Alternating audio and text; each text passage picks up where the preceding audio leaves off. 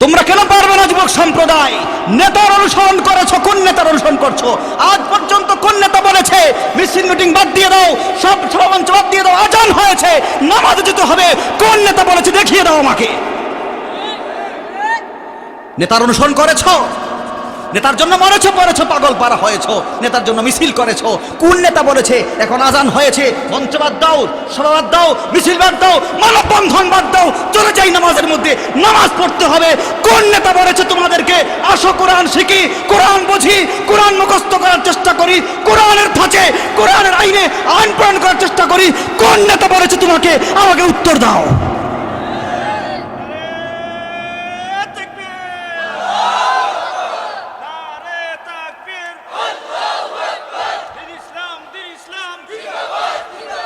মুহতারাম হাজরিন, কথা বুঝুন, আমাকে উত্তর দেন আপনারা। যুবক সম্প্রদায়, তোমাদের লাশ পাওয়া যায় সেই খালে বিলে মাঠে।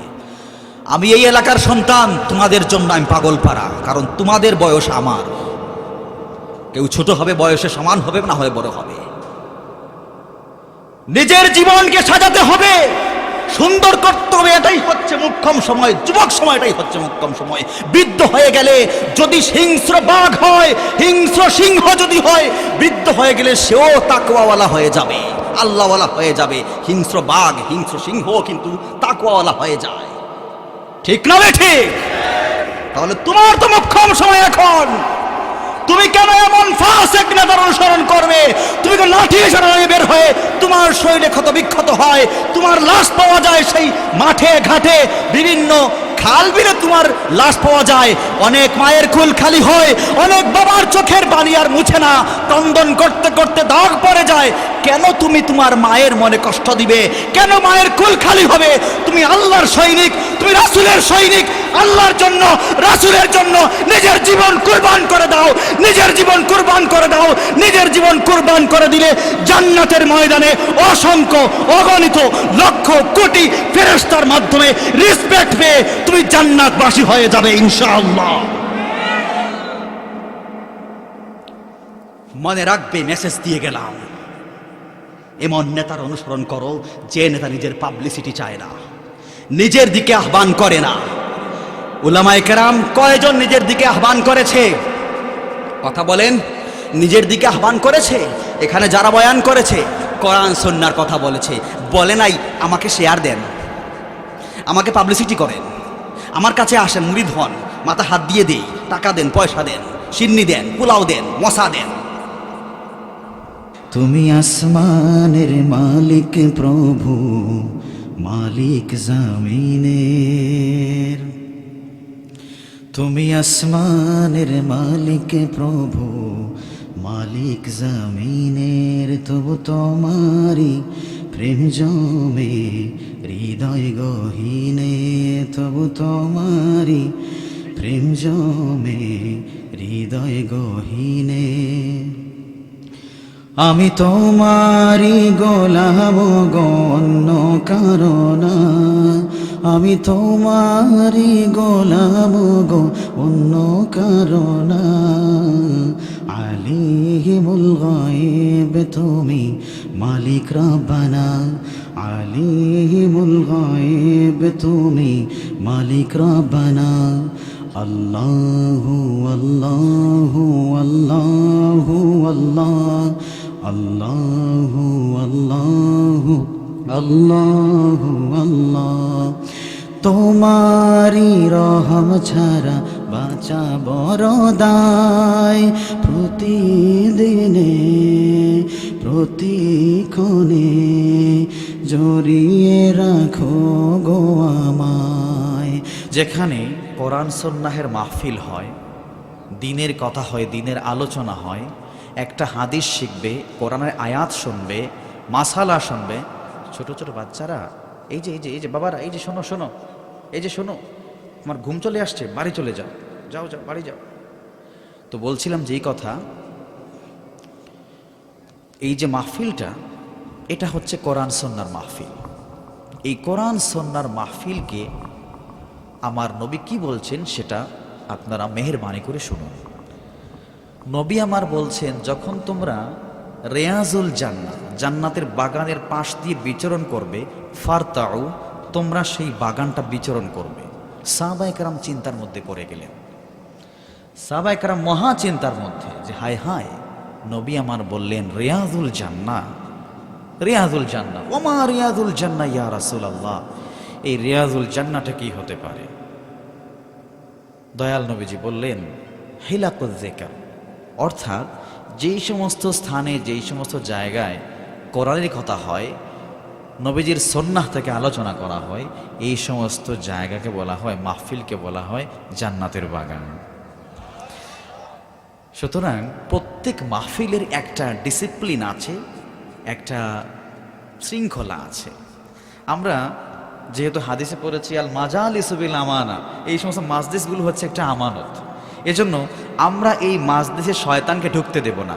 দেব কি? শয়তানকে আমরা ঢুকতে দেব না। কিন্তু শয়তান তো ঢুকে পড়বে, আপনাদের তো খেয়াল নাই। খেয়াল আছে কি? কারণ ওই যে মাঝখানে জায়গাটা খালি আছে না, শয়তান এসে কিন্তু ইমামতি শুরু করে দিবে। তখন আপনাকে পেছনে ঘোরাবে, ডানে ঘোরাবে, বামে ঘোরাবে আপনাকে। এই জন্য কষ্ট করে আপনারা এগিয়ে যাবেন। যাই হোক, আমার মহল্লার মানুষ তো আপনারা, এটা আমার দাবি, আপনাদেরকে বয়ান শোনাইতে মজা আছে, আপনাদেরকে বয়ান শোনাইতে অনেক মজা হবে আপনাদের, কারণ আপনারা বলার আগে বুঝে ফেলেন আলহামদুলিল্লাহ, এটা আমার অহংকার। অনেক জায়গায় বয়ানে গেলে কমপক্ষে দাবি করে বলতে পারবো, আরে ভাই আপনারা আমার মহল্লার মানুষের মতো হইতে পারলেন না। এই দাবি করা যাবে কি যাবে না? দাবি করব তো ইনশাআল্লাহ। আলহামদুলিল্লাহ। মুহতারাম হাজিরিন, তো বলছিলাম এই যে স্থানগুলো অত্যন্ত মর্যাদাপূর্ণ স্থান। এখন আমার কথা হচ্ছে এই জায়গা ছেড়ে, এই জায়গা ব্যতি রেখে যারা, আমি তো আসলাম দেখলাম হায় হায় মানুষ তো এখানে কি, সব মানুষ তো ওই জায়গায় খেলায় আর মেলায়, ঠিক না বে ঠিক? ওইখানে দেখলাম যেই পরিমাণ মানুষ আছে, যদি এখানে আসতো এটা ভরে লোড হয়ে একবার রোড পর্যন্ত চলে যেত। এখন এই রিয়াজুল জান্নায় আপনারা বসা আছেন, যারা চায়ের দোকানে বসা, মেলায় আর খেলায় ঘোরায়, ওরা কি রিয়াজুল জান্নার অন্তর্ভুক্ত হবে?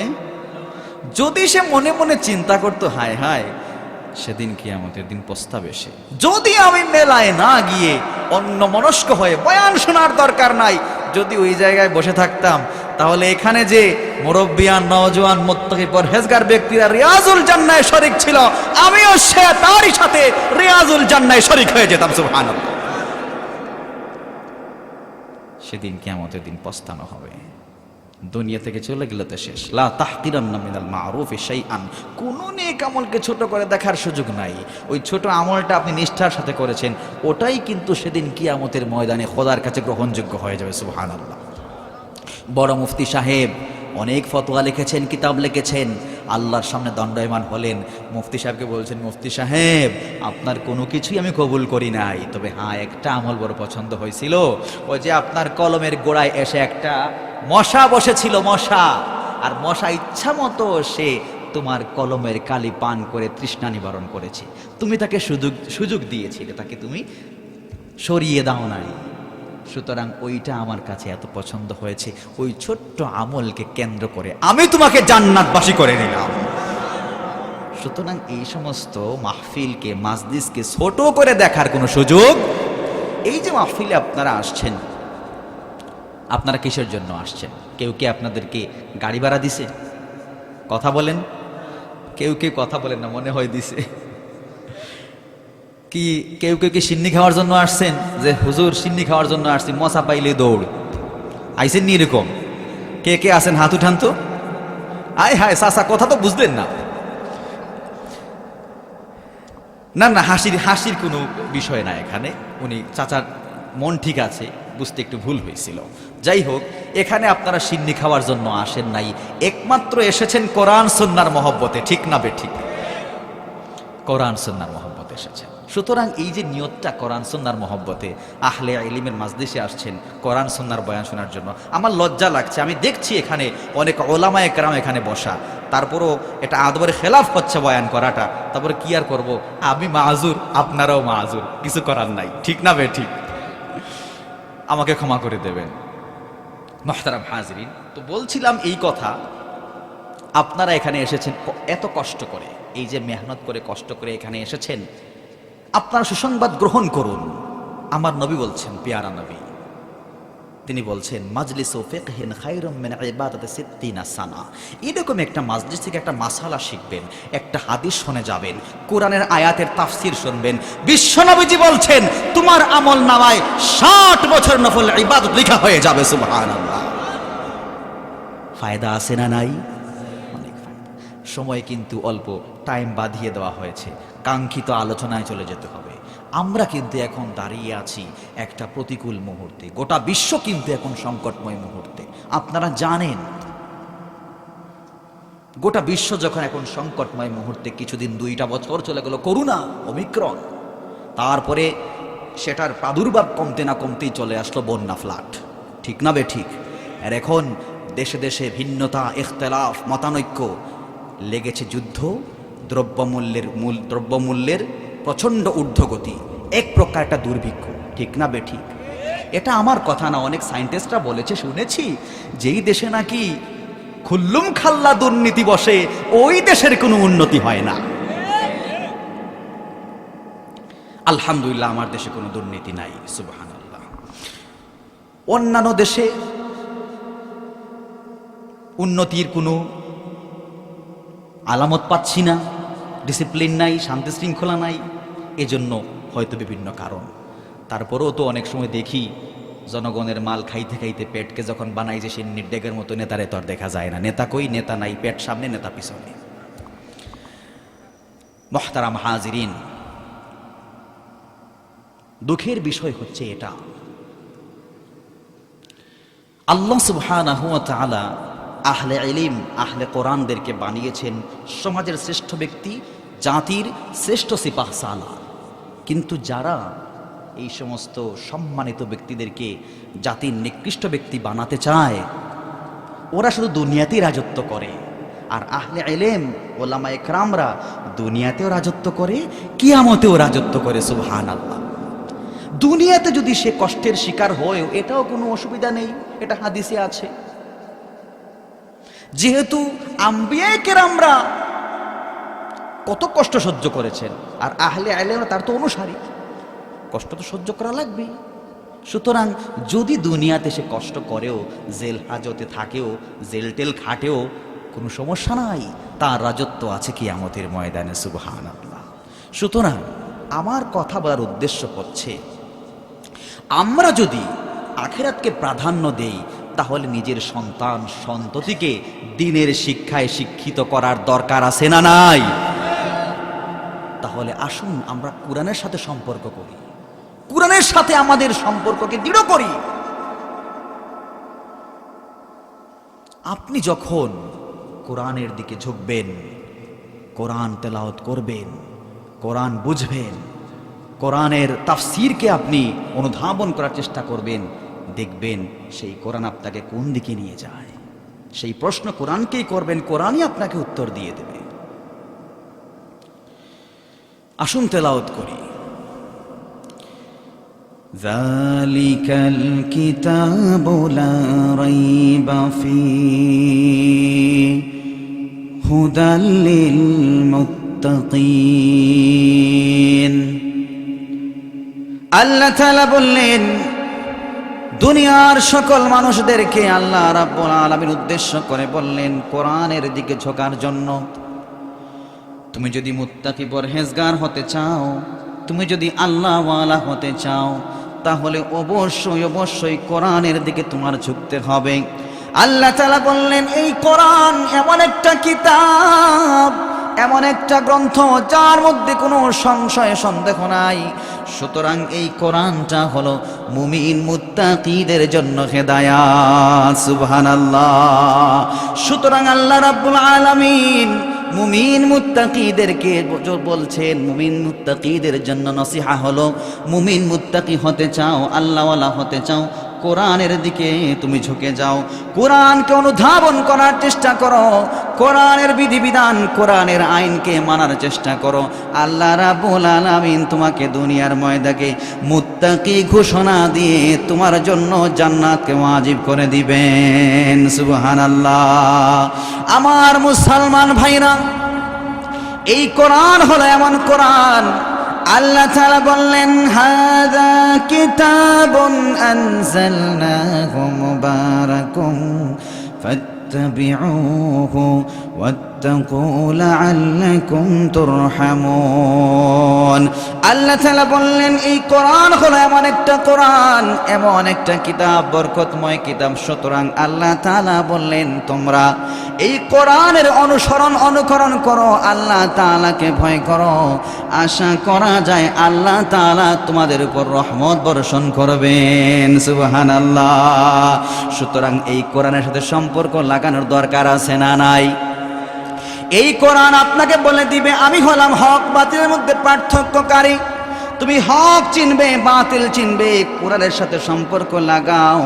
কোরআনের সাথে সম্পর্ক লাগাতে গিয়ে নিজে লাগানোর জন্য চেষ্টা করো। নিজে লাগাতে পারো না, নিজের সন্তানকে লাগানোর জন্য চেষ্টা করো। আল্লাহ তাআলা বললেন ওয়াকুল জাআল হক ওয়া যাহাকাল বাতিল ইন্নাল বাতিলা কানা যাহুকা। আল্লাহ তাআলা বললেন হক এসেছে, বাতিল বিতাড়িত হয়েছে, আর বাতিল কখনো টিকে থাকতে পারে না। অবশ্যই বাতিল চলে যাবে চিরজীবনের জন্য, সাময়িক সময়ের জন্য বেটাগিরি দেখায়, তারপর জুতা পিটা খেয়ে বিদায় হয়। ঠিক না বেঠিক? দুনিয়ার শুরু থেকে এই পর্যন্ত কত নম্বর আসলো, কত ফেরাউন আসলো, ইসলামকে মিটিয়ে দেবে, ইমানকে মিটিয়ে দিবে। আবু জাহল, উতবা, সাইবা কোরআনের বিরুদ্ধে লেগেছে, কোরআনকে মিটিয়ে দেবে, কোরআনকে সে তুলে দেবে। সে মুহাম্মদকে মারার জন্য উদ্যত হয়, মুহাম্মদকে দুনিয়া থেকে চিরতরে মিটিয়ে দেবে, কোরআনকে মিটিয়ে দেবে। কিন্তু না, সে যখন ঘোষণা করলো লা তাসমাউ লিহাদাল কোরআন, কোরআন শ্রবণ করবে না, কোরআনকে তোমরা শুনতে পারবে না, কিন্তু কাজ হয় নাই। ইসলামের জায়গায় ইসলাম আছে, ইমানের জায়গায় ইমান আছে, কোরআনের জায়গায় কোরআন আছে। তোদের মতো বাতিলের কোনো অস্তিত্ব না। আমার মুসলমান ভাইরা, আবু জাহেল যদিও কোরআনের বিরোধিতা করেছে, কিন্তু বিশ্ব নবীজির তেলাওয়াত শোনার জন্য পাগলপানা ছিল। বিশ্ব নবীজির তেলাওয়াত লুকিয়ে লুকিয়ে সে শুনতো। সে বিশ্ব নবীজির ঘরের কোনায় গিয়ে লুকিয়ে নবীজির সুমধুর তেলাওয়াত শুনতো। বিশ্ব নবীজির তেলাওয়াত এত সুন্দর ছিল যেন সুরের লহরী। নবীজি আমার এত সুন্দর করে তেলাওয়াত করতেন, মক্কা মদিনার বড় বড় কাফের বেঈমানেরা নবীজির বাসায় গিয়ে ভিড় করতো, লুকিয়ে লুকিয়ে তেলাওয়াত শুনতো। আবু জেহেল যখন ঘোষণা করার পরেও দেখা যায় আবু জেহেল রাতে ঘুমাতে পারে না, গড়াগড়ি করে, নড়াচড়া করে। কি করবে মুহাম্মদের তেলাওয়াত না শুনলে তার ঘুম আসে না। সে যখন লুকিয়ে লুকিয়ে মুহাম্মদের ঘরের সামনে চলে যায় মুহাম্মদের তেলাওয়াত শুনবার জন্য, তখন সে লুকিয়ে লুকিয়ে মুহাম্মদের তেলাওয়াত শুনে। মুহাম্মদের তেলাওয়াত শুধু সে একা শুনে না, লুকিয়ে লুকিয়ে মক্কার অনেক কাফের বেঈমানেরা যায়, তেলাওয়াত শোনার জন্য যায়। তখন সেই আবু জেহেল তেলাওয়াত শুনছে মনোযোগী দিয়ে। নবীজি আমার তেলাওয়াত শেষ করলেন, তেলাওয়াত শেষ করার পরে সেই কাফের বেঈমানেরা ঘরে চলে যাবে। এমত অবস্থায় সেই মক্কার কাফের বেঈমানেরা যেই রাস্তা দিয়ে যায় সেই রাস্তা দিয়ে তারা দেখা সাক্ষাৎ করে ফেললো। এক কাফের অন্য কাফের সাথে সাক্ষাৎ হয়ে গেল। একজন আরেকজনের দিকে তাকায়। আজকে সকালে দেখা যায় আবু জেহেল আমাদের সরদার ঘোষণা করলো লা তাসমাউ লিহাদাল কোরআন, তোমরা কোরআন শ্রবণ করবে না, কোরআন শ্রবণ করবে কঠিন শাস্তির মধ্যে তোমাদেরকে পাকড়াও করা হবে। এখন দেখা যায় যেই সরদার আইন প্রণয়ন করছে সেই সরদার দেখা যায় আইনই মানলো না। তারা মনে মনে বড় পেরেশান হয়ে গেল, কোনো কথা বললো না। আবু জেহেল মনে মনে চিন্তা করলো এই কাজ হবে না, আর কাজ হবে না, কঠিন পদক্ষেপ গ্রহণ করতে হবে। সে মন্ত্রীদেরকে ডাকলো। সে দেখা যায় মন্ত্রীদেরকে নিয়ে একটা সভা করলো। তখনকার সময়ে মক্কার মিনিস্টার ছিল, মক্কার প্রাইম মিনিস্টার ছিল Abu Jahl, cabinet minister Walid ইবনে মুগরা, আরো যত মন্ত্রী মিনিস্টার রয়েছে তাদেরকে জমা করলো। জমা করার পরে বলল প্রহরী মোতায়েন করে দাও, প্রহরী মোতায়েন করে বলো তারা যেন এই ঘোষণাটা করে প্রত্যেক মানুষদেরকে। হাজী সাহেবরা হজ করতে আসবে, বিভিন্ন জায়গা থেকে হাজী সাহেবরা আসবে, বিশ্বের আনাচে কানাচে থেকে হাজী সাহেবরা আসবে। এসে তারা হজ করবে, ঘোরাঘুরি করবে, তাদেরকে যেন বলে দেওয়া হয় খবরদার তোমরা মুহাম্মদের কাছে যাবে না। অনুরোধ করছি তোমরা যত জায়গা ঘোরাতে চাও ঘোরাও, কোনো সমস্যা নাই। বিনোদন করবে বিনোদন করো, সমস্যা নাই। হজ করতে আসছো হজ করো, কোনো সমস্যা নাই। কিন্তু মেহেরবানি করে তোমরা মুহাম্মদের কাছে যাবে না। মুহাম্মদ হলো জাদুঘর, একজন পাগল। নাউজুবিল্লাহ। এখন দেখা গেল তারা যখন বলে দেয় মানুষদেরকে না না মুহাম্মদের কাছে যেও না, এদিকে দেখা গেল মানুষরা পাগল পারা হয়ে যায় মানুষদেরকে। যেই ক্ষেত্রে নিষেধাজ্ঞা দেওয়া হয় সেই ক্ষেত্রে মানুষের জানার আগ্রহ থেকে বেশি, ঠিক না বেঠিক? সেই ক্ষেত্রে মানুষের জানার আগ্রহ থাকে বেশি। মানুষেরা মনে মনে চিন্তা করলো মুহাম্মদকে তো চিনি না, মুহাম্মদকে জানি না, মুহাম্মদকে তো কখনো শুনি নাই। তাহলে যখন তারা বলছে মুহাম্মদ পাগল জাদুকর, সমস্যা নাই, হজ করতে আসছি, হজ করি আর না করি কমপক্ষে মুহাম্মদকে দেখে যাই। সুবহানাল্লাহ। আমার প্রিয় মুসলমান ভাইরা, এখন দেখা গেল মুহাম্মদকে দেখার জন্য পাগল পারা হয়ে গেল মানুষেরা। মুহাম্মদকে দেখবার জন্য পাগল পারা হয়ে মানুষ ছুটতে থাকলো, মুহাম্মদের কাছে গেল। নবী মুহাম্মদের কাছে গিয়ে যখন দেখলো নবী মুহাম্মদ এত সুন্দর করে তেলাওয়াত করছেন, নবী আমার এত সুন্দর করে তেলাওয়াত করে, এত সুন্দর করে তেলাওয়াত, এত সুন্দর করে তেলাওয়াত করছেন, মানুষেরা বলে ওই নাকি পাগল, ওই নাকি জাদুঘর। না না, সে পাগল হতে পারে না, সে জাদুঘর হতে পারে না। ওগো মুহাম্মদ তোমার সম্পর্কে শুনলাম কি, আর এখন এসে দেখলাম কি, না না তোমার কথা শুনলাম, তোমার কথা বুঝলাম, তুমি সত্য বলেছো, তুমি সত্য বলেছো। তোমাকে আমরা নবী হিসেবে গ্রহণ করলাম, আমাদেরকে সাথে সাথে মুসলমান বানিয়ে দাও। সুবহানাল্লাহ। নবী মুহাম্মদ মানুষদেরকে দলে দলে মুসলমান করতে লাগলেন, দলে দলে মানুষ মুসলমান হতে থাকলো।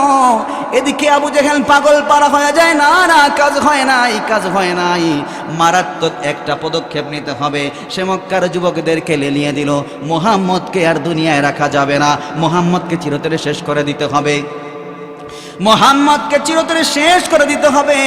মুহাম্মদকে যদি চিরতরে শেষ করে দেওয়া যায় কোরআনকে মিটিয়ে দেওয়া যাবে। নাউজুবিল্লাহ। পড়েন, আমার আল্লাহ তাআলা বললেন ইউরিদুনা লিইউতফিউ নূরাল্লাহি বিআফওয়াহিহিম ওয়াল্লাহু মুতিম্মু নূরিহি ওয়ালাউ কারিহাল কাফিরুন।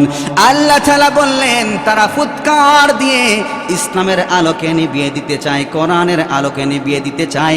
না না, তারা যত পায় তারা করে না কেন, যত ষড়যন্ত্র করে না কেন, আল্লাহ রাব্বুল আলামিন ইসলামের সম্মান, এই কোরআনের ইজ্জত আরো বেশি বেশি বাড়িয়ে দিবেন। সুবহানাল্লাহ। যদি এগুলো দেখে তারা সহ্য করতে পারে না, কাফের বেঈমানেরা অসন্তুষ্ট হয়ে গিয়েছে, পেরেশান হয়ে গিয়েছে। আল্লাহ তাআলা বললেন হুয়াল্লাযী আরসালা রাসূলাহু বিল হুদা ওয়া দীনিল হাক্কি লিইয়ুযহিরাহু আলাদ-দীনি কুল্লি ওয়ালাউ কারিহাল মুশরিকুন। আল্লাহ তাআলা বললেন মুহাম্মদকে আল্লাহ তাআলা পাঠিয়েছেন সত্য ধর্ম দিয়ে, এমন ধর্ম দিয়ে পাঠিয়েছেন, হেদায়েত দিয়ে পাঠিয়েছেন, যেই ধর্ম আল্লাহ রাব্বুল আলামিন সকল ধর্মের উপর গালেব করে দিয়েছেন, বিজয়ী করে দিয়েছেন আল্লাহ রাব্বুল আলামিন। যদিও আল্লাহ রাব্বুল আলামিন সেই ধর্মকে বিজয়ী করে দিয়েছেন, ওইটা মুশরিকরা সহ্য করতে পারে না, ঠিক না বেঠিক? আমার প্রিয় মুসলমান ভাইরা, গভীর মনোযোগ দিতে হবে। আবু জাহেল পাগল পারা হয়ে যায়, যুবকদেরকে লেলিয়ে দিল, মুহাম্মদকে হত্যা করে ফেলতে হবে। মুহাম্মদের ঘরকে তারা বেষ্টনী দিল, মুহাম্মদের ঘরকে তারা এমনভাবে বেষ্টনী করলো মুহাম্মদ বের হতে পারবে না, বের হলেই তারা হত্যা করে ফেলবে।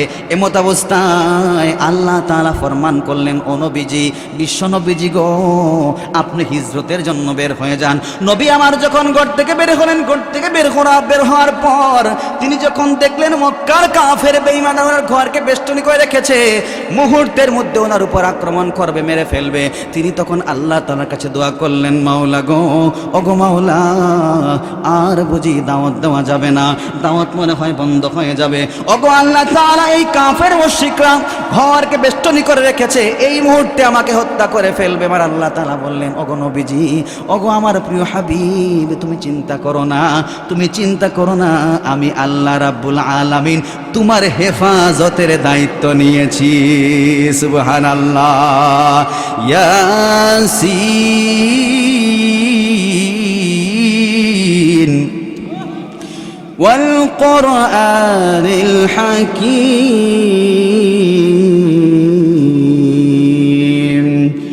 ইন্নাল মুরসালিন আলা সিরাতিন মুস্তাকিম।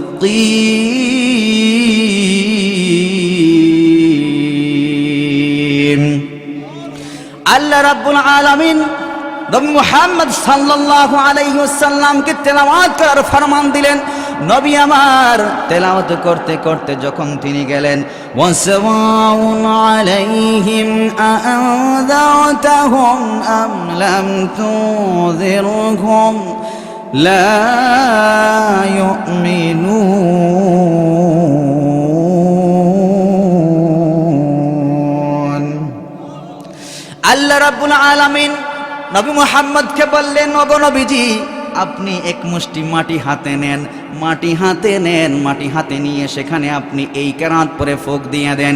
নবী আমার বললেন, ওগো আল্লাহ তাআলা, আমি কেরাত পরে ফুঁক দিলাম, এখন কি হবে? নবী আমার যখন তিনি আল্লাহ রাব্বুল আলামিনকে জিজ্ঞাসা করলেন, আল্লাহ তাআলা বললেন, ওগো নবীজি, আপনি এই মুষ্টি পরিমাণ মাটি তাদের দিকে ছুঁড়ে দেন। নবী আমার বললেন, ওগো আল্লাহ তাআলা, আমি যখন একদিকে ছুঁড়বো অন্যদিকে তো তারা দেখবে। আল্লাহ বলেন, না না, চিন্তা করো না, আমি আল্লাহ রাব্বুল আলামিন পরিপূর্ণ দায়িত্ব নিয়েছি। নবী আমার যখন সেই বালি ছুঁড়ে দিলেন, প্রত্যেক কাফের বেঈমানেরা সামান্য সময়ের জন্য, সাময়িক সময়ের জন্য অন্ধ হয়ে যায়। নবী আমার তাদের পাশ দিয়ে চলে যায়। সুবহানাল্লাহ। সুতরাং আমার মুসলমান ভাইরা, ইসলামকে মিটিয়ে দেওয়ার জন্য, কোরআনকে মিটিয়ে দেওয়ার জন্য সেই যুগ থেকে এই পর্যন্ত অনেক নাস্তিক মুরতাদরা আছে, অনেক নেতা নেতৃবর্গরা আছে, কিন্তু কোরআনের বিরুদ্ধে কথা বলবা, ইসলামের বিরুদ্ধে কথা বলবা, লাভ হবে না, লাভ হবে না। আল্লাহ যখন ধরবে রে ভাই, কানাডা দুবাই ঘুরাইয়া বাংলাদেশের মাটিতেও জুতা পিটা করতে পারে। ঠিক না বেঠে? আমার মুসলমান ভাইরা, গভীর মনোযোগ দিতে হবে। আপনি যখন কোরআনকে জিজ্ঞাসা করবেন, কোরআন তোমার পরিচয় শুনতে বড় ভালো লাগে, আরো জানতে চাই, কোরআনের দিকে আপনি মনোযোগ দেন। কোরআন তেলাওয়াত করলে তো আলহামদুলিল্লাহ কত ভালো, যদি তার অর্থটা অনুধাবন করেন, শোনায় সোহাগা হয়ে যাবে। কোরআন বলবে, আমি হলাম শিফা, আমি হলাম রহমত, মুমিন মুসলমানদের জন্য শিফা, রহমত। আল্লাহ তাআলা বললেন, ওয়া নুনাজ্জিলু মিনাল কুরআনি মা হুয়া শিফাউ ওয়া রাহমাতুল লিল মুমিনিন। আল্লাহ তাআলা বললেন, এই কোরআনকে আমি অবতীর্ণ করেছি, এই কোরআন হলো মুমিন মুত্তাকিদের জন্য রহমত, মুমিন মুত্তাকিদের জন্য রূহানি জিসমানি সকল ব্যাধির শিফা। সুবহানাল্লাহ। আমার মুসলমান ভাইরা, আপনি আরো জিজ্ঞাসা করেন, এই কোরআন মানুষদেরকে কোথায় নিয়ে যেতে পারে? কোরআন বলবে, আমি মানুষদেরকে অন্ধকার জগৎ থেকে আলোর জগতে নিয়ে যাই। যারা কিনা কোরআনের সাথে সম্পর্ক করেছে, অসংখ্য অগণিত সাহাবায়ে কেরাম রয়েছেন, যারা কিনা কোরআনের সাথে সম্পর্ক করার কারণে, কোরআনের সাথে তাদের সম্পর্ক দৃঢ় করার কারণে আল্লাহ রাব্বুল আলামিন তাদেরকে দুনিয়া আখিরাতে অসংখ্য অগণিত মর্যাদায় ভূষিত করেছেন। ঠিক না বেঠিক? আল্লাহ তাআলা বললেন, কিতাবুন আনজালনাহু ইলাইকা লিতুখরিজান নাসা মিনাজ যুলুমাতি ইলান নূর বিইذনি রাব্বিহিম ইলা সিরাতিল আজিজিল হামিদ। আল্লাহ তাআলা বললেন, এই কোরআন হলো এমন একটা কিতাব যে কিনা এই কোরআন মানুষদেরকে অজ্ঞতার জগৎ থেকে, অন্ধকার জগৎ থেকে মানুষদেরকে আলোর দিকে প্রসারিত করে দেয়। সুবহানাল্লাহ। সুবহানাল্লাহ বললেন না? সুবহানাল্লাহ বললে আমার লাভ না আপনাদের লাভ? কথা বললেন না, লাভ কার? আমার, মানে বক্তার দাম বেড়ে যাবে নাকি? সুবহান আল্লাহ বললে তো নিজেদের লাভ। এটা জিকির না, এটা একটা জিকির। আলহামদুলিল্লাহ একটা জিকির, আল্লাহ আকবার জিকির। আপনারা সুবহান আল্লাহ আলহামদুলিল্লাহ না বললে ভাববো যে আপনারা মনে নারাজ হয়ে আছেন। আপনাকে নারাজ আছেন নাকি? না, কথা বুঝেন না আপনারা। আপনারা যদি আমি খাসা সিলেটি বসে পারতাম তাও পারবো, কোনো সমস্যা নাই।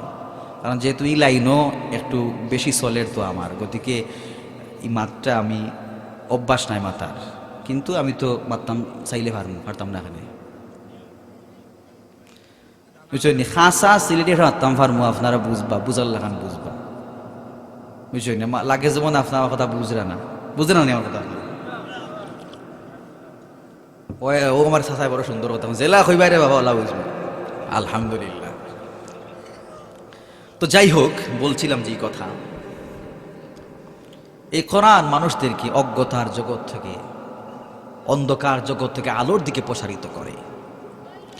এই কোরআন মানুষদেরকে জান্নাতের পথের পথিক বানায়, পথের দিশারি বানায় এই কোরআন। আপনারা দেখেন না, আজকাল তো দেখা যায়, এখানে কথা বলছে কারা ভাই? এখানে কথা বলছে কারা? পিছন থেকে কথা বলে, কানের মধ্যে এসে ঢুস করে ঢুকে আসে।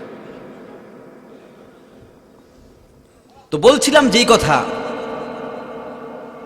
আপনারা দেখছেন অনেক হায়ার এডুকেটেড পার্সন যারা কিন্তু মাদ্রাসায় পড়ে নাই, ওরাও কিন্তু কোরআন পড়ে পড়ে অনেক উন্নতি করে ফেলেছে, অনেক অগ্রগতি করে ফেলেছে। তাহলে তোমরা কেন পারবে না যুবক সম্প্রদায়? তোমরা কেন পারবে না যুবক সম্প্রদায়? নেতার অনুসরণ করেছো, কোন নেতার অনুসরণ করছো? আজ পর্যন্ত কোন নেতা বলেছে মিছিল মিটিং বাদ দিয়ে দাও, সব সমাবেশ বাদ দিয়ে দাও, আজান হয়েছে নামাজে যেতে হবে? কোন নেতা বলেছে? দেখিয়ে দাও আমাকে। নেতার অনুসরণ করেছো? নেতার জন্য মরেছো, পড়েছো, পাগল পারা হয়েছো, নেতার জন্য মিছিল করেছো? কোন নেতা বলেছে এখন আজান হয়েছে মঞ্চ বাদ দাও, সভা বাদ দাও, মিছিল বাদ দাও, মানববন্ধন বাদ দাও, চলে যাই নামাজের মধ্যে, নামাজ পড়তে হবে?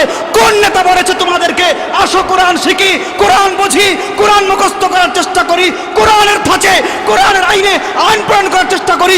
কোন নেতা বলেছে তোমাকে? আমাকে উত্তর দাও।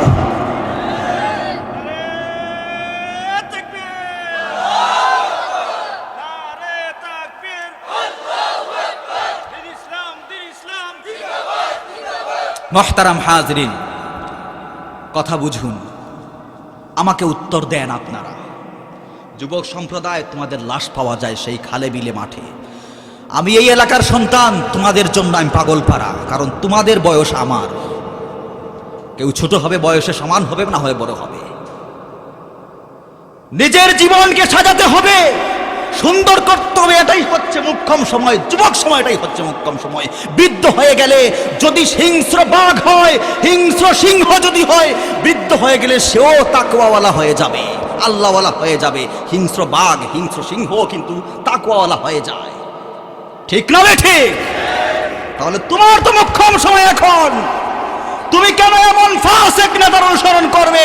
তুমি তো লাঠি সারাই বের হয়ে তোমার শরীরে ক্ষত বিক্ষত হয়, তোমার লাশ পাওয়া যায় সেই মাঠে ঘাটে, বিভিন্ন খাল বিলে তোমার লাশ পাওয়া যায়। অনেক মায়ের কুল খালি হয়, অনেক বাবার চোখের পানি আর মুছে না, ক্রন্দন করতে করতে দাগ পড়ে যায়। কেন তুমি তোমার মায়ের মনে কষ্ট দিবে? কেন মায়ের কুল খালি হবে? তুমি আল্লাহর সৈনিক, তুমি রাসূলের সৈনিক। আল্লাহর জন্য, রাসূলের জন্য নিজের জীবন কুরবান করে দাও, নিজের জীবন কুরবান করে দাও।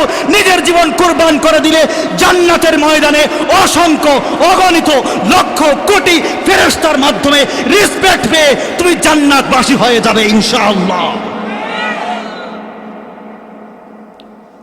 মনে রাখবে, মেসেজ দিয়ে গেলাম, এমন নেতার অনুসরণ করো যে নেতা নিজের পাবলিসিটি চায় না, নিজের দিকে আহ্বান করে না। উলামায়ে কেরাম কয়জন নিজের দিকে আহ্বান করেছে? কথা বলেন, নিজের দিকে আহ্বান করেছে? এখানে যারা বয়ান করেছে কোরআন সুন্নাহর কথা বলেছে, বলে নাই আমাকে শেয়ার দেন, আমাকে পাবলিসিটি করেন, আমার কাছে আসেন, মুরিদ হন, মাথা হাত দিয়ে দেই, টাকা দেন, পয়সা দেন, সিন্নি দেন, পোলাও দেন, মশা দেন। কেউ বলছে? অথচ এই সমস্ত আহলে ইলমদেরকে সমাজের নিকৃষ্ট ব্যক্তি বানানো হচ্ছে, ঠিক না বে ঠিক? মনে রাখবেন, যেই দেশকে যারা পতিতার রাজ্য বানাতে চায়, বিয়ের খবর নাই, বিয়ের আগে সন্তান জন্ম দেয়, ওই সমস্ত কুলাঙ্গারের দিকে আপনাদের চোখ যায় না, আহলে ইলমের দিকে চোখ যায়। সহ্য করবে না মুসলমান।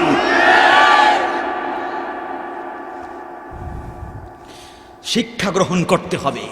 আল্লাহ যেমন ধরে না, ধরলে আল্লাহ ছাড়ে না। জনগণ কথা বলে না, বললে কেউ পাস পাবে না ইনশাআল্লাহ। কথা বলে না, যদি ধরে আর বলে, পলানোর জায়গা খুঁজে পাবেন না। ঠিক না বেঠিক? বলছিলাম কোরআনের জন্য নিজের জীবনকে সাজাও। হাদিসুর রাসূল নববীর সৌন্দর্যে নিজেকে সুন্দর করো, নিজের জীবনকে পরিচালিত করো। এখন বলবেন, প্রশ্ন করবেন যে হুজুর, আমি তো আর মাদ্রাসায় পড়ি নাই, এখন তো নিজের জীবনকে সুন্দর করতে হলে মাদ্রাসায় পড়া লাগবে। কে বলছে আপনাকে? মজবুত ইমানওয়ালার অতুলনীয় দৃষ্টান্ত দিয়েছেন বেলালে হাবশী, জাহেদ রাদিয়াল্লাহু তাআলা আনহু, আসওয়াদ গালিবী রাদিয়াল্লাহু তাআলা আনহু। রাখাল ছিলেন ওরা, বকরি রাখতেন, কৃষ্ণকায় কালো, শরীরে দুর্গন্ধ ছিল। আপনি মজবুত ইমানওয়ালা হওয়ার চেষ্টা করবেন, আপনার আলিম হওয়ার দরকার নাই। আপনি মজবুত ইমানওয়ালা হওয়ার চেষ্টা করবেন। আপনার সন্তানকে পারলে, যদি আপনার দিল চায়, আলেম বানানোর চেষ্টা করবেন। আর যদি আলেম নাও বানান, কমপক্ষে তাকে কোরআন সুন্নাহর শিক্ষা দিতে হবে, এটা আপনার উপর ফরজ। এখন প্রশ্ন করতে পারেন একটা জিনিস, আর নাও করতে পারেন, এই সমস্ত কোরআন সুন্নাহর শিক্ষা আপনি যে কোনো জায়গায়, যে কোনো খানে দিলে পারবেন না, যে কোনো স্থানে, যে কোনো মহলে আপনি দিলে পারবেন না। আপনি যদি কুশিয়ার আর পানি সারাদিন মানজা দেন, মানজা দিতে দিতে ঘি হইব? কথা বলেন, ঘি হবে? আপনি ঘি বানাতে হলে গরুর দুধ থেকে ঘি বানাতে হবে। ঠিক না বে ঠিক? গরুর দুধ থেকে আপনার ঘি বানাতে হবে। সুতরাং দিন শিক্ষার মার্কাজ কলেজ, ইউনিভার্সিটি, স্কুল হতে পারে না। দিন শিক্ষার মার্কাজ কেবলমাত্র মাদ্রাসা, মসজিদ ছাড়া, মক্তব ছাড়া আর কোথায় হতে পারে না। এটা খেয়াল করতে হবে। বিবেকের পিঠে চাবুকের আঘাত করুন। বিবেকে ছেড়ে দিলাম আপনাদের। সুতরাং এটা আপনি চিন্তা করেন, আপনার বিবেক আপনি খাটান। আমি বলছিলাম কোরআনের কথা। এই কোরআন আপনাকে জান্নাতের পথের দিশারি বানাবে। তুমি যুবক, তুমি হীনমন্য হবে কেন? বয়োজ্যেষ্ঠ বাবা কাপুরুষ হবেন কেন? হীনমন কেন হবেন যে আমি এত অন্যায় করেছি, সুদ খেয়েছি, ঘুষ খেয়েছি, দুর্নীতি করেছি, চাপা মারছি, মিথ্যা কথা কইছি,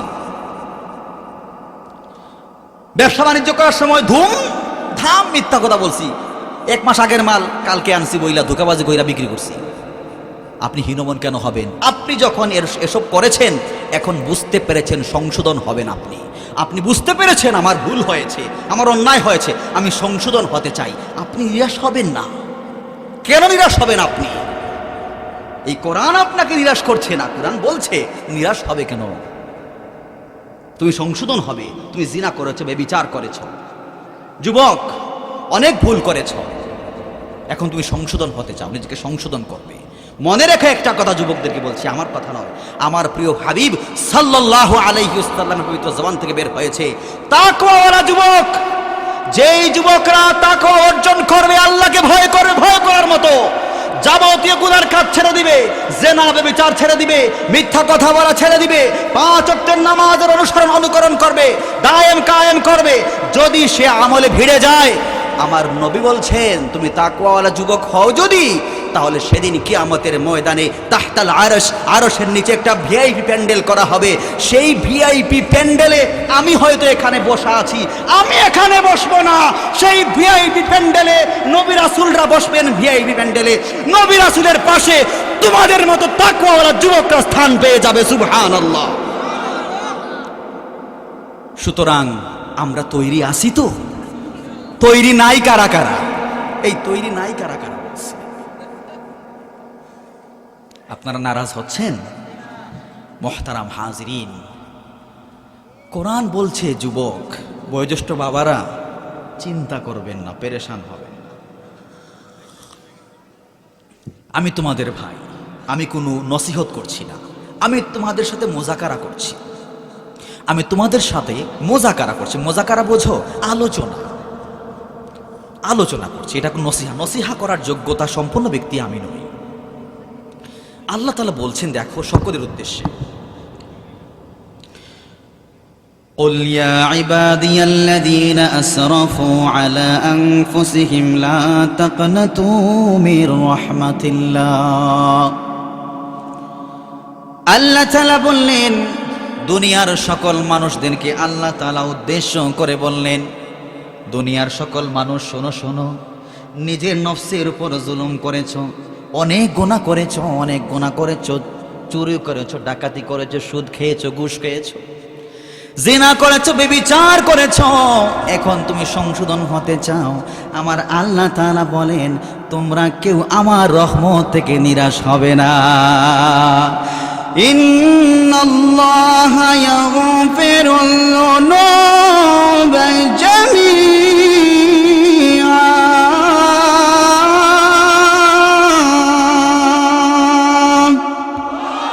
আল্লাহ তাআলা বললেন, তোমরা চিন্তা করো না, পেরেশান হয়ো না, আমি আল্লাহ রাব্বুল আলামিন তোমাদের যাবতীয় গুনাহ খাতাকে ধুয়ে মুছে পরিষ্কার করে দিব। আল্লাহ তাআলা বললেন, মুসারিউ ইলা মাগফিরাতিন মির রাব্বিকুম ওয়া জান্নাতিন আরদুহাস সামাওয়াতু ওয়াল আরদু উইদ্দাত লিল মুত্তাকিন।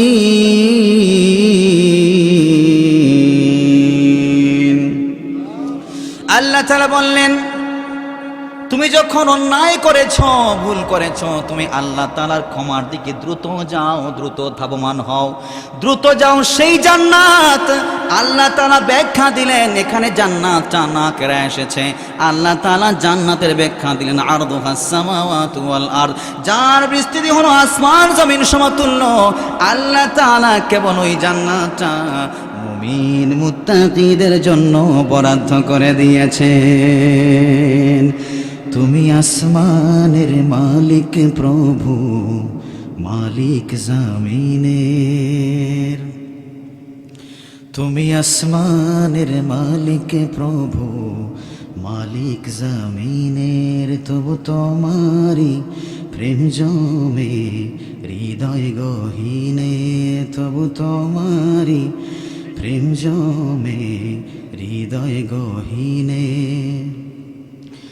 আমি তোমারি গোলাম গো, অন্য কারো না। আমি তোমারি গোলাম গো, অন্য কারো না। আলিমুল গায়ব তুমি মালিক রব্বানা, আলিমুল গায়ব তুমি মালিক রব্বানা। আল্লাহু আল্লাহু আল্লাহু আল্লাহ, আল্লাহু আল্লাহু আল্লাহু আল্লাহ। তোমারি রহম ছাড়া বাঁচা বড় দায়।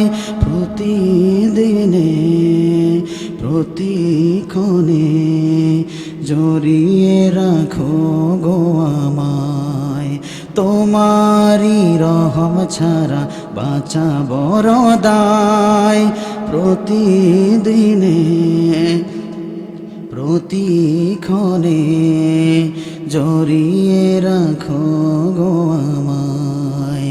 শত শত ভুল মাফ করে দাও, শত শত ভুল মাফ করে দাও, জানা কি অজানা।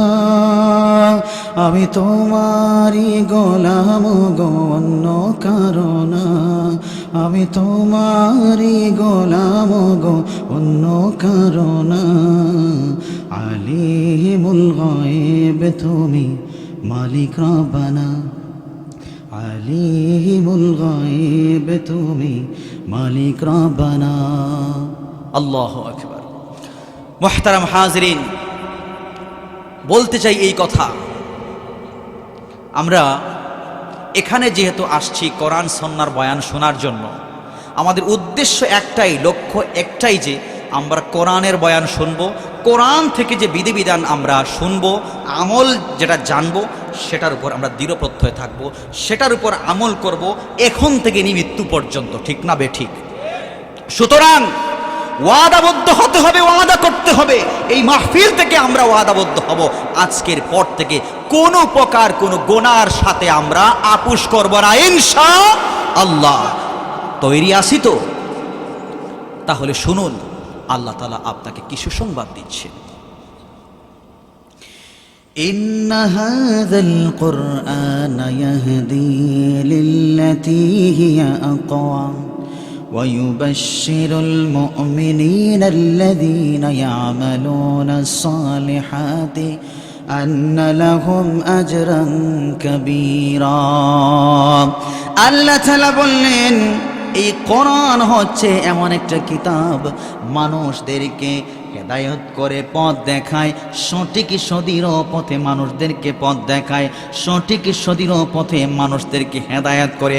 সুতরাং আল্লাহ রাব্বুল আলামিন মানুষদেরকে সুসংবাদ দিচ্ছেন, যারা কিনা দুনিয়ার ময়দানে নেক আমল করবে, ভালো কাজ করবে, আল্লাহ তাআলা সেদিন কিয়ামতের ময়দানে এত পুরস্কার, এত মর্যাদা, এত নিয়ামত দিবেন তা কখনো কল্পনাও করা যাবে না। সুবহানাল্লাহ। সুতরাং যারা কিনা কোরআনের সাথে সম্পর্ক করেছে, কোরআনের সাথে ভালোবাসা লাগিয়েছে, ওই কোরআনটা তাকেও ভালোবাসা দিয়েছে, ঠিক না বেঠিক? আমার মুসলমান ভাইরা, কোরআনের সাথে সম্পর্ক করবেন। হাদিসের মধ্যে নবী আমার বলছেন আস-সাওমু ওয়াল কুরআন ইয়াশফাআন, ওই কোরআন, ওই রোজা কিয়ামতের ময়দানে আল্লাহ তাআলার কাছে তোমার জন্য সুপারিশ করবে। সুবহানাল্লাহ। আমার মুসলমান ভাইরা, আমার মুসলমান ভাইরা, কোরআন হচ্ছে একটা চম্বক। কি ভাই? একটা চম্বক। আল্লাহ তাআলা বললেন وَإِذَا قُرِئَ الْقُرْآنُ فَاسْتَمِعُوا لَهُ وَأَنصِتُوا। আল্লাহ রাব্বুল আলামিন বললেন, যখন কোরআনের তেলাওয়াত শুরু হয়, কোরআন পাঠ হয়, তোমরা মনোযোগ দিয়ে শুনবে, কথা বলবে না, চুপ থাকবে, চুপ থাকবে, মনোযোগ দিয়ে শুনবে। তার বাস্তব উদাহরণ হলো এটা। আপনি যখন কোরআন তেলাওয়াত করবেন, আল্লাহ রাব্বুল আলামিন ফেরেশতাদেরকে কিন্তু কোরআন তেলাওয়াতের যোগ্যতা দেয় নাই, বরঞ্চ আপনি যখন কোরআন তেলাওয়াত করবেন, ওই ফেরেশতারা তোমার মুখের মধ্যে, ঠোঁটের মধ্যে চুমু দেয়। সুবহানাল্লাহ। মুহতারাম হাজিরিন, গভীর মনোযোগ দিতে হবে। আজ থেকে অনেক বছর আগে 1987 সাল, তখনকার সময় মিশরের গভর্নর ছিলেন, মিশরের প্রাইম মিনিস্টার ছিলেন জামাল আব্দুল নাসের। ওই জামাল আব্দুল নাসের রাশিয়ার মধ্যে গেলেন। রাশিয়ায় তখনকার কমিউনিজমের কিন্তু প্রথা চলছিল। কমিউনিজম মানে কমিউনিস্ট, নাস্তিক, মোরতাদরা। তারা কিন্তু সায়েন্স টেকনোলজিকে প্রাধান্য দিতে গিয়ে কোরআন সুন্নাহকে তারা বাদ দিয়ে দিয়েছে। কোরআনকে তারা সহ্য করতে পারে না। জামাল আব্দুল নাসের মুসলমান ব্যক্তি, তিনি যখন সেই কাজে গেলেন, সেই রাশিয়ার মধ্যে উনার সাথে তারা ঠাট্টা শুরু করে দিল। বলল, আরে ভাই, তুমি কি এখনো পুরাতন বিধান নিয়ে এসেছো? এখনো পুরাতন বিধান নিয়ে তুমি চলেছো ফিরেছো? বাদ দাও, বাদ দাও, আমাদের মতো লাল গ্রন্থের অনুসারী হয়ে যাও। সেই লাল গ্রন্থ কি? কমিউনিজমের সেই প্রথাকে গ্রহণ করো, সায়েন্স টেকনোলজিকে গ্রহণ করো। তিনি বললেন, তখন একটা জবাব দিয়েছেন, যতটুকু জবাব তিনি দিয়েছেন, দেওয়ার মতো দিয়েছেন, কিন্তু তিনি মনে মনে কিন্তু সান্ত্বনা পায় না। ওদেরকে একটা উচিত শিক্ষা দেওয়া দরকার, ঠিক না বেঠিক? জামাল আব্দুল নাসের চলে গেলেন মিশরে। মিশরে যাওয়ার পরে তিনি তখন কারি আব্দুল বাসিত রহমাতুল্লাহ আলাইহিকে বললেন, কারি আব্দুল বাসিত, তোমার সাথে আমার সাক্ষাতের দরকার, তোমার সাথে কথা বলার দরকার। কারি আব্দুল বাসিত আসলেন, বললেন, জনাব কি হতে পারে? তিনি বললেন, আমার সাথে রাশিয়ায় যাওয়া লাগবে, একটা কনফারেন্স আছে। তিনি মনে মনে চিন্তা করলেন, কোরআনের কনফারেন্স তো হওয়ার কথা মক্কা মদিনায় হওয়ার কথা, সেই দুবাই হওয়ার কথা, কিন্তু দেখা যায় রাশিয়া, ওই জায়গায় তো কমিউনিজমের সকল থিওরি চলে, ওই জায়গায় আবার কিসের কনফারেন্স? তিনি যখন জামাল আব্দুল নাসের কথায় চলে গেলেন, সেখানে রাষ্ট্রীয় কাজ সম্পাদন করার পরে একটা রুমে যখন তারা গিয়ে কথা বলছিলেন, একটা রুমে তারা কথা বলার সময়, একটা জায়গায় কথা বলার সময় জামাল আব্দুল নাসের তিনি হিকমত অবলম্বন করলেন। বললেন, বন্ধুরা, তোমাদের সাথে একটা কথা বলার ছিল। কি কথা? আমার একজন বন্ধু মিশর থেকে এসেছে,